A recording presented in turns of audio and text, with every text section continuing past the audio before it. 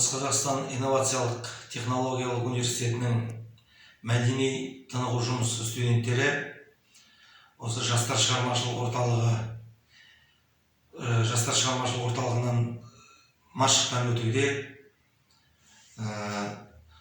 Осы мекемемен тығыз жұмыс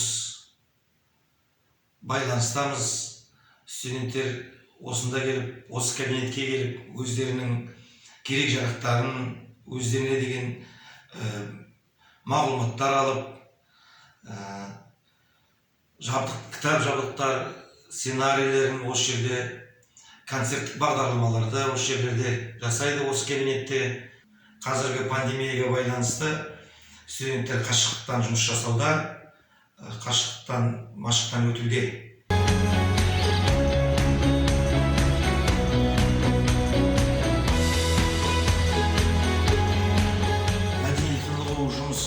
Студенттер болғасын, өнер саласында болғасын, ол еркіндікті жақсы көретін өздеріңіз білесіздер. Сондықтан бағдарлама жазып, концерттік бағдарламалармен бірге жаңа сценарийлар жазу емес, сонымен қатар өздерінің осы жаттығу залына келіп, мына залда өздерінің актерлық қабілеттерін дамытып, мына жерде, осы жерге айнаға қарап, спорт денсаулық кепілі деген спортпен де кішкене жұмыстанып, фортепиано аспабы бар, тағы да домбыра аспабы бар, баян аспабы бар. Сонымен мұнда келіп, өздерінің жұмысын сергіту сағатын өткізеді осы жерде.